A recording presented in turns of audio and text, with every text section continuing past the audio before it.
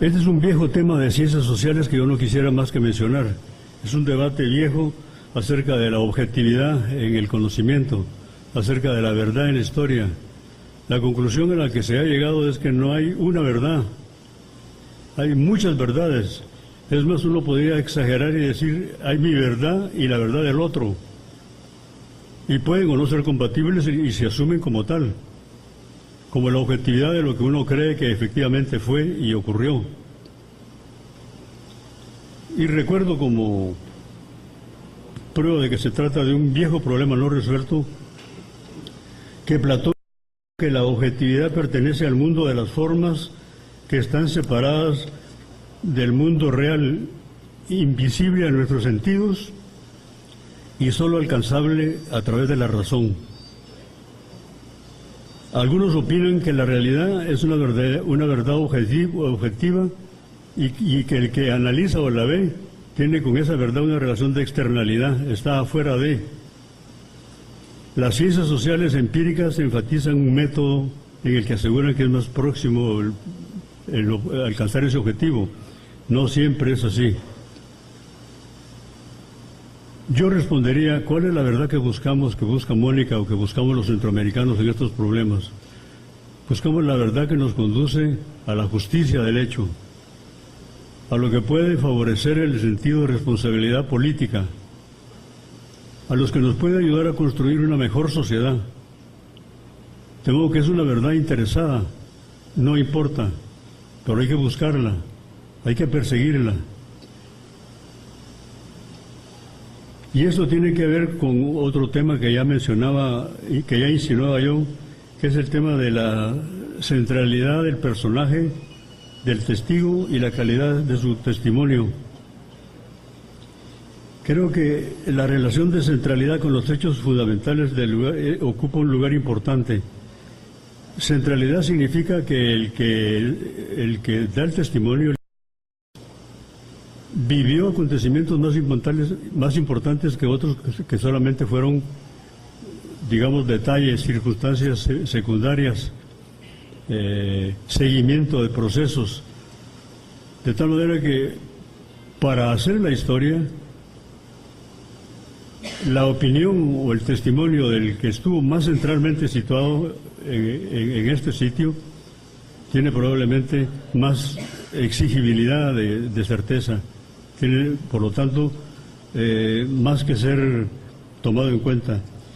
Y es que esto tiene relación con un problema que también quisiera plantear.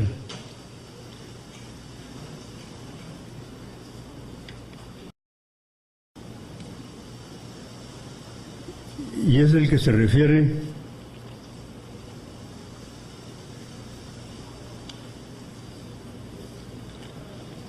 al tema de lo que se llama la subalternidad del informante. Durante mucho tiempo la historia ha sido escrita por los vencedores y se dice frecuentemente la historia la hacen los que mandan, los que vencieron, la historia no la hacen los sectores vencidos, los subalternos. Ahora desde la izquierda hay una contrapropuesta igualmente equívoca. No, la historia ya no deben hacerla los que vencieron, sino los que fuimos vencidos, los subalternos, no propiamente los derrotados, sino los dominados. Y entonces aparece una afirmación como la de Spivak, que dice que no posee el mismo valor testimonial el de un hombre con una mujer, que no posee el mismo valor el testimonio de un letrado que un campesino. Fíjense ustedes. Y llega a decir, no posee autoridad cultural ni epistemológica los sectores subalternos, cuyos testimonios pueden ser o no ser aceptados. Tema que yo dejo planteado, porque en el caso de Guatemala, el rescate de la memoria es de los que fuimos derrotados, y en el caso de Nicaragua es la memoria de los que triunfaron, que están reconstruyendo el proceso, y que tienen que hacerlo con la misma calidad de honradez y de presencia que como se hace en otras circunstancias. Yo no creo que haya en el rescate de la memoria una diferencia de clase, una diferencia de cultura, una diferencia de posición.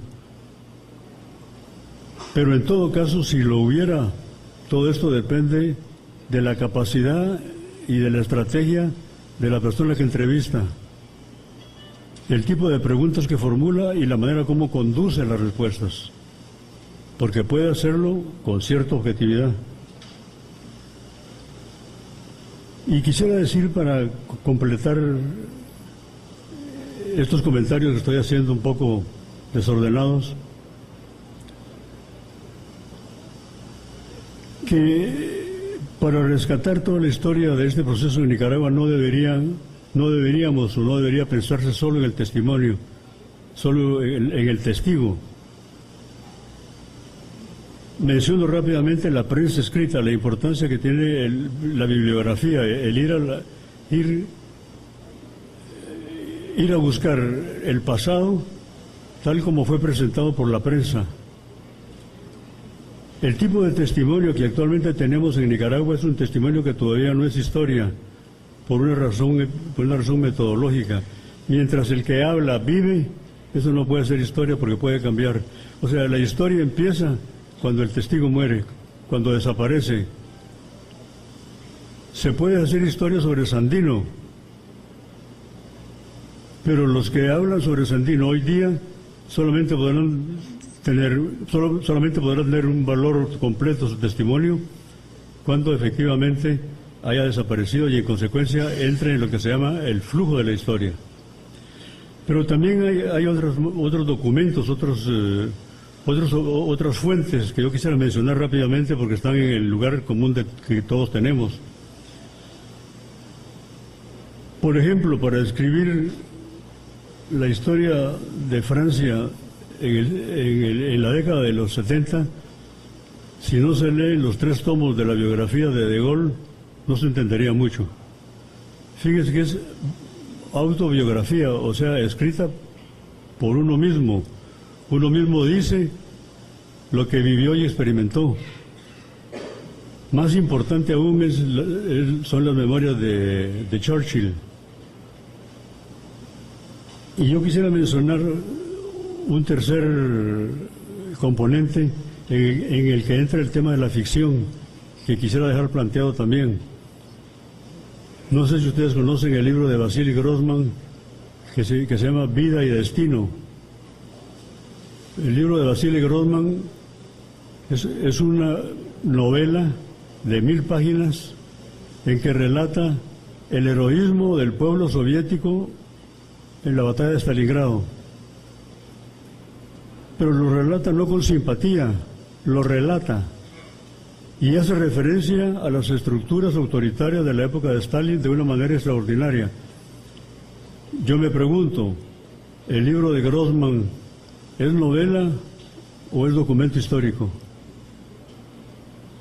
Yo no respondo, porque como este texto existen muchos que pueden ser utilizados. Incluso menciono algo que tiene que ver conmigo, con mi padre, que escribió la biografía de Rubén Darío. Y me consta que investigó durante 20 años, investigó para hacer la biografía.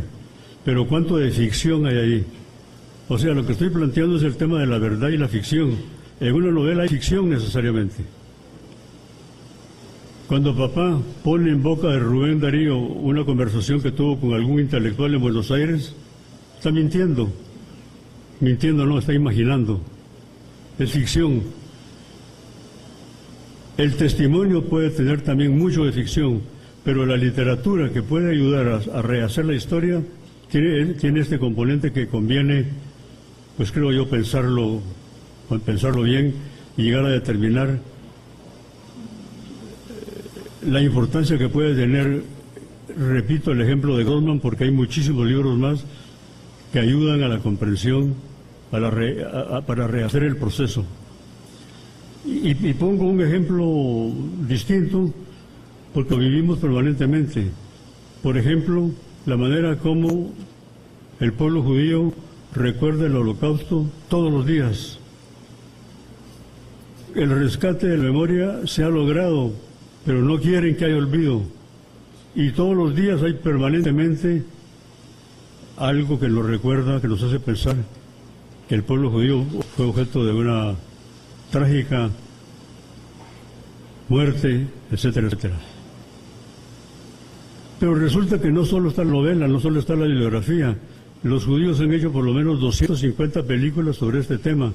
Entonces está el cine, está el arte, la pintura, la música, en general el arte al servicio de la historia, con todo lo que puede tener de ficción, con todo lo que puede tener de imaginación bordada.